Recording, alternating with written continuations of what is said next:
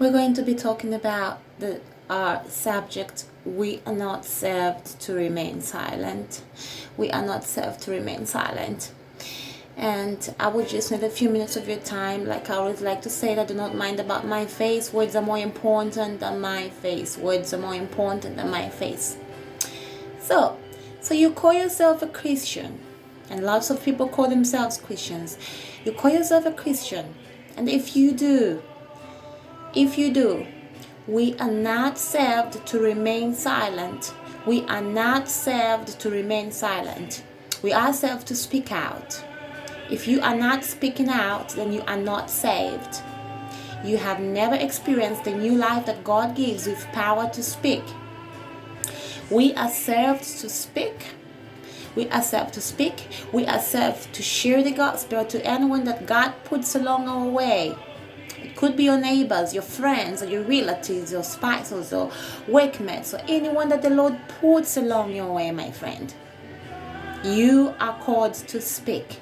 You are supposed to talk to these people, and you can find out if they are saved or not. It's your duty as a Christian to speak to these souls. It doesn't matter who you are. Whether you are a man or a woman or young or old, you are supposed to share the gospel as commanded by God Himself. In Christ there is no male or female. We are all one with the same spirit. We are all members of the same body. We are saved to speak. We are saved to rebuke. We are saved to condemn sin. We are saved to exhort. We are saved to reprove. We are saved to uplift, and the list goes on. It's a shame, I repeat, it's a shame that today's so-called Christians are so scared of man. They fear man so much, they do not fear God. They don't want to hate man's feelings. There is so much fear around. Today's so-called Christians are people pleasers. They just want to say nice words and nice things and not what God says in His Word. They are just so careful about nice words and nice things and not what God says. Man's feelings are much more important to them than God. As a result of this attitude, relatives, loved ones, and friends and neighbors are all dying in sin because of the same attitude of the so-called Christians. They have shut their mouths. But what does God say? True Christians do not keep their mouths shut. True Christians share the gospel to anyone. They are not ashamed of Jesus, and true Christians rebuke sin as commanded. They hate sin. They don't tolerate it. True Christians are the light of the world. They are the salt of the earth. What does the Bible say? What does the word salt means? Salt is bitter, I say. The truth. Say the truth, even if it hurts. Say the truth, even if it hurts. That's what it means by salt. That's what it means. True Christians are watchmen.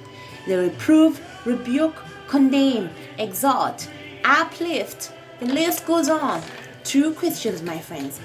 True Christians are commanded to judge all things. It's called righteous judgment. That's why we excommunicate the immoral brother or the immoral behavior in the church. It's called excommunicate sin. Judge sin within the church. True Christians, they judge the preaching. You judge the preaching. And there's lots of false apostles out there and false teachers and false apostles. And true Christians, they judge the preaching, they judge the false teachers, they judge the false spirits, the false prophets that are out there, and so many of them. And the false Christians that are amongst us as well. The list is endless. We are commanded to judge all things. And you can find these verses in John 7:24, 1 Corinthians 14:29, 2 Corinthians 11 verse 1 to 4, 2 Peter 2 verse 1, John 4 verse 1, Revelation 2 verse 2, 1 John 2 verse 18 to 20. True Christians are exactly in the words of David in Psalms 101 verse 4. Which says, I hate the works of those who fall away. It shall not cling to me. A perverse heart shall be far away from me. I shall know nothing of evil. Whoever slanders his neighbor secretly, I will destroy. Whoever has a naughty and arrogant heart, I will not endure. This is how a true Christian should behave. True Christians should be like Phineas. Phineas, we know the story of Phineas.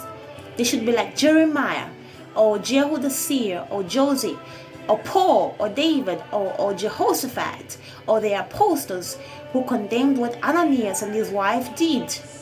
They should also be like Samuel, who finished what Saul failed to do. Or like Phineas, who stopped the sin by killing the immoral couple. True Christians are not supposed to remain silent. God continues to say in Psalms 40 verse 10, I have not hidden your deliverance within my heart. I have spoken of your faithfulness and your salvation. Psalms 119 verses 46 says, I will speak of your testimonies before kings, and shall not be put to shame, for I delight in your commandments, which I love. Jeremiah 20 verse 8-9 says, for whenever I speak, I cry out and shout violence and distraction, for the word of the Lord has become for me a reproach and derision all day long. If I say I will not mention him or speak of him anymore in his name, there is in my heart as it were a burning fire, shut up in my bones, and I am weary within holding it, and I cannot. If you keep quiet, then you've never known him. You've never known God. You are the light of the world, and you are supposed to let your light shine before men, regardless of wherever you are, what situation that you were in, without fear or favor. That is how every Christian should behave.